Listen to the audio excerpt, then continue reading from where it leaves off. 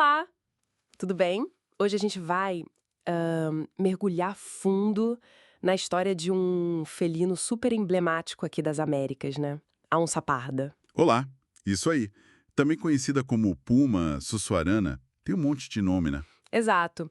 E a ideia é usar informações de fontes variadas, tipo matérias do Jornal da Comarca, artigos enciclopédicos, para a gente entender melhor quem é esse animal, sabe? Onde vive, o que come, como se comporta. E claro, né, falar dessa relação que às vezes é meio complicada com a gente, com os humanos, principalmente aqui no Brasil. Isso. Entender essa dinâmica. Vamos lá. Vamos? E olha, já para começar, é bom dizer que a onça parda é super importante para o equilíbrio dos lugares onde ela vive. É um predador de topo, né? Ajuda a controlar a população de outros animais. Faz sentido. E apesar de ser um animal grande e imponente, as fontes dizem que ela geralmente evita o contato com pessoas, né? Exatamente, ataques são raros, a gente vai falar mais disso.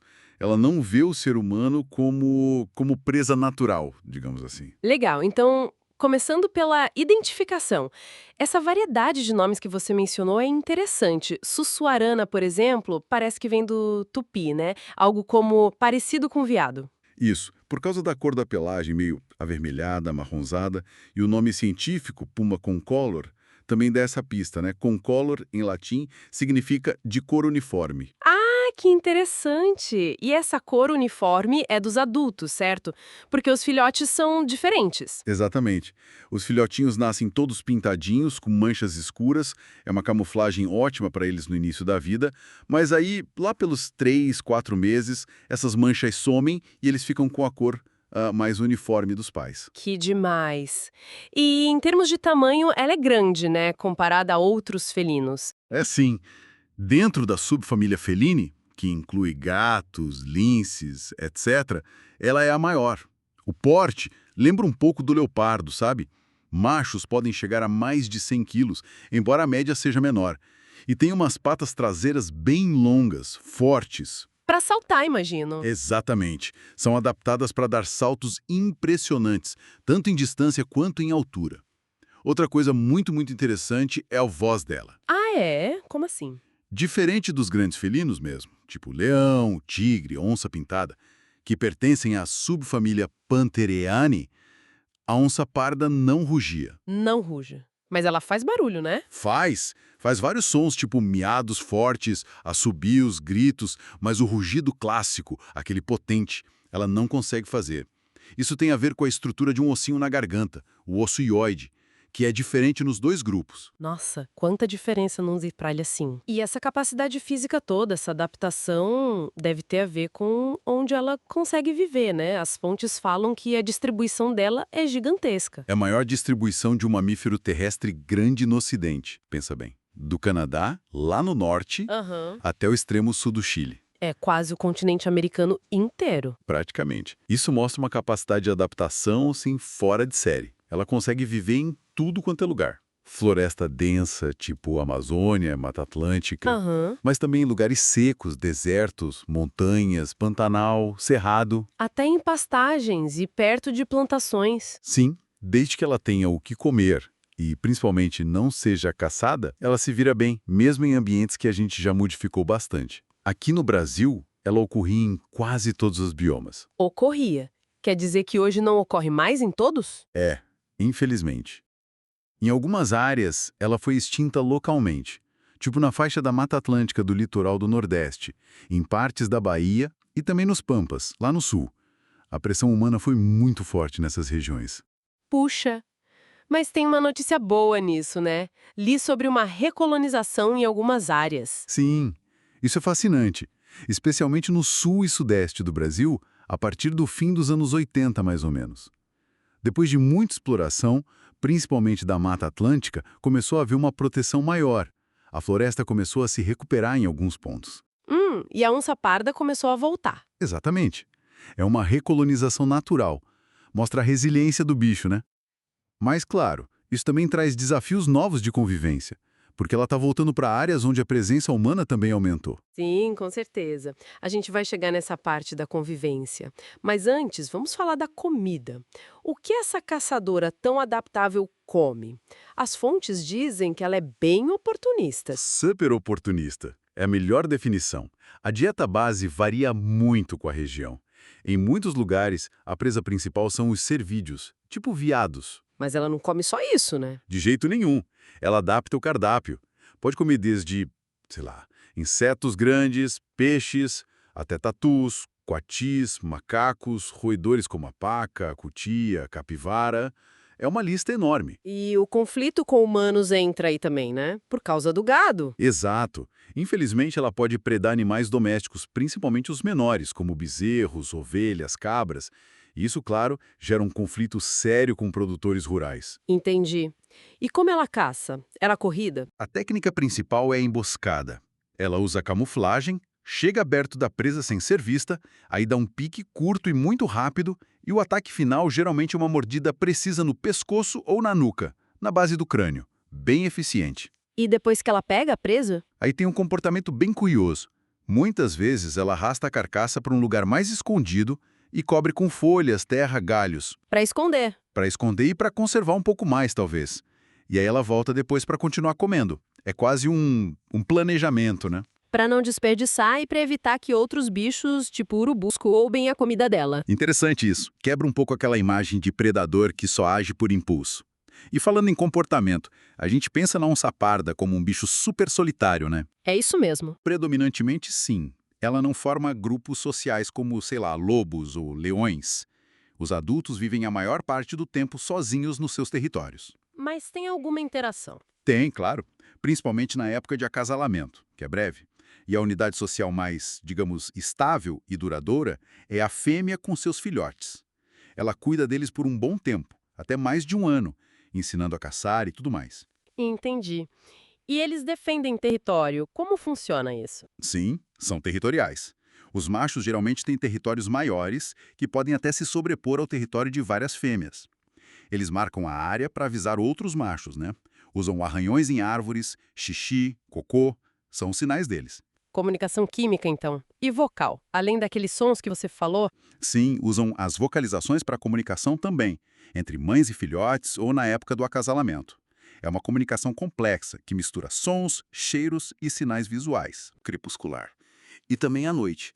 Mas olha que interessante. Em áreas onde tem muita gente, onde tem mais presença humana, Uhum. ela tende a ficar ainda mais noturna.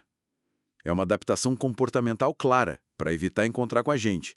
Ela nos ouve, nos sente e prefere sair quando está mais calmo, quando a gente está dormindo. Faz todo sentido ela tentar evitar a gente, mas, mesmo assim, encontros acontecem, né? E aí bate aquele medo. As fontes que a gente viu trazem recomendações bem claras sobre o que fazer. Sim. E a primeira coisa a reforçar é: ataques a humanos são extremamente raros. Muito, muito raros mesmo, considerando a quantidade de onças e pessoas que compartilham os mesmos espaços. Mas acontecem. Teve aquele caso recente nos Estados Unidos, né? Com uma ciclista em 2024 que foi bem divulgado. Exato. Casos assim acontecem e chamam muita atenção, justamente por serem raros. Geralmente, quando um ataque ocorre, a investigação mostra que o animal estava talvez doente, ou muito faminto, ou se sentiu extremamente ameaçado, acuado. Uma fêmea com filhotes por perto também pode ficar mais defensiva. Entendi. Então, se por acaso alguém der de cara com uma onça parda, numa trilha, por exemplo, qual a primeira coisa a fazer? Manter a calma. Eu sei que é difícil, mas é fundamental. O instinto de muita gente é sair correndo. Péssima ideia, imagino. A pior possível. Correr pode ativar o instinto de perseguição do animal. Ele pode te ver como uma presa fugindo. Então, número 1, não corra. Fique parado, de frente para o animal. Certo, e depois? Tente parecer maior do que você é. Se tiver um casaco, abra. Levante os braços devagar. Faça barulho. Fale com o animal em tom firme e alto. Não precisa gritar histericamente, mas fale com confiança. Sai daqui, show. Mostrar que você não é uma presa fácil, que você é uma ameaça também. Exatamente. E aí, comece a recuar bem devagar, sem nunca virar as costas para o animal. Mantenha o contato visual. Dê espaço para ela ir embora. Na maioria das vezes, é isso que ela vai fazer. E se tiver crianças ou animais de estimação junto? Pegue as crianças no colo imediatamente. Mantenha os pets bem perto de você, na coleira curta se possível. Proteja os menores e mais vulneráveis. Certo. E na situação extrema, raríssima, mas que pode acontecer, de um ataque físico? Aí a recomendação é: lute. Reaja com toda a força. Tente atingir áreas sensíveis, como os olhos, o focinho. Use o que tiver à mão. Galhos, pedras, sua mochila, bastão de caminhada. Mostre que você não vai ser subjugado facilmente. Não se finja de morto, isso não funciona com pumas. Nossa, é intenso pensar nisso. Mas a prevenção é sempre melhor, né? Sem dúvida. A melhor forma de evitar o encontro é tomar precauções. Se você vai caminhar em área onde se sabe que tem onça parda, evite ir sozinho, principalmente no amanhecer e no anoitecer, que são os horários de pico de atividade dela. Fazer barulho ajuda? Tipo, conversar, cantar. Ajuda sim. Fazer barulho alerta o animal da sua presença com antecedência e a tendência é ele se afastar antes mesmo que você o veja. Mantenha-se nas trilhas demarcadas, evite entrar no mato fechado. E se você avistar uma onça, mesmo que de longe e sem incidentes, é legal informar as autoridades ambientais, o pessoal do parque. Isso ajuda no monitoramento. Boas dicas. Tudo isso leva à questão da convivência segura, né? A gente precisa aprender a compartilhar o espaço. Exatamente. É entender que esses animais fazem parte do ambiente e tomar as precauções necessárias. Proteger animais domésticos em cercados seguros durante a noite, por exemplo, em áreas rurais, é um aprendizado constante. E falando em compartilhar espaço, essa questão da recolonização no sudeste do Brasil é muito relevante. São áreas mais populosas, né? Sim, muito mais populosas e fragmentadas do que, digamos, a Amazônia ou o Pantanal. A Mata Atlântica, onde ela está retornando, é o bioma mais devastado e onde vive a maior parte da população brasileira. Ver a onça parda voltando para cá é incrível, mas exige um esforço enorme de manejo e conscientização. Com certeza. E para quem tiver curiosidade de ver registros desses animais aqui no Sudeste, tem um pessoal fazendo um trabalho muito legal, né? Tem sim. Olha, fica a dica. Procurem no YouTube o canal Brazilian Wildcats. Eles têm imagens fantásticas de onças pardas e outros felinos, feitas com armadilhas fotográficas aqui na região sudeste. É impressionante ver esses bichos vivendo tão perto da gente, muitas vezes sem nem percebermos. Vou procurar. Ótima dica. Mas aí, pensando no futuro, qual é o cenário geral para a conservação da onça parda? Um animal tão adaptável, mas que enfrenta tantos desafios. É um cenário com dois lados, né? Globalmente, por causa daquela distribuição enorme que a gente falou, a União Internacional para a Conservação da Natureza, a IUCN, classifica a espécie como pouco preocupante. Ah, então tá tranquilo. Não exatamente. Essa é a classificação global. Quando você olha regionalmente, a situação muda bastante. Lembra que falamos das extinções locais? Nos Estados Unidos, por exemplo, ela foi extinta em quase todo o leste do país, só sobrou uma populaçãozinha na Flórida. E no Brasil? Aqui no Brasil, na lista nacional de espécies ameaçadas, feita pelo ICMBio, ela é considerada vulnerável. E dependendo do estado, a situação pode ser pior, chegando a criticamente em perigo em alguns lugares, como Minas Gerais, por exemplo. Nossa, vulnerável no país inteiro.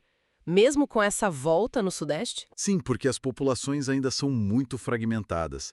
A estimativa da população efetiva, que são os animais que realmente conseguem se reproduzir e passar os genes adiante, é baixa. Fala-se em menos de 3.500 indivíduos no Brasil todo. É pouco para garantir a variabilidade genética a longo prazo. Entendi. E as maiores ameaças hoje? Quais são? A principal, sem dúvida, é a perda e a fragmentação do habitat. O avanço da agricultura, das cidades, da mineração.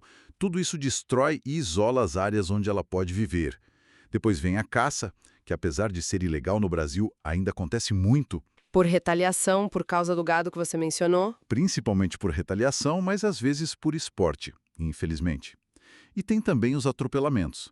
Com mais estradas cortando os hábitats, muitos animais acabam morrendo atropelados, especialmente em áreas mais populosas como o Sudeste. E claro, a diminuição das presas naturais dela também é um problema. É um quadro complexo, então. Um animal super resiliente, super adaptável, Incrivelmente. mas que está sofrendo uma pressão enorme das nossas atividades. A sobrevivência dela, especialmente nessas áreas mais cheias de gente, como aqui no Sudeste, depende muito da nossa capacidade de dar um jeito de coexistir, né? De diminuir nosso impacto. Exatamente. Essa é a questão central. A capacidade de adaptação da onça-parda é notável. Ela está constantemente tentando se ajustar à nossa presença. Mas até onde vai essa capacidade? A recolonização que a gente vê é um sinal de esperança, sem dúvida. Sim, Mas ela também joga a pergunta na nossa cara. Nós, como sociedade, estamos dispostos a adaptar nossas paisagens, nossas estradas, nossas atitudes para garantir que haja espaço para esses grandes predadores? Para construir um futuro onde humanos e vida selvagem possam, de fato, compartilhar o mesmo território? é. Fica essa reflexão, né? Uma reflexão fundamental para o futuro da nossa própria biodiversidade, na verdade. Muito obrigada por essa conversa, foi super esclarecedora. Eu que agradeço. É sempre bom falar sobre esse felino tão especial. Com certeza. Até a próxima. Até a próxima.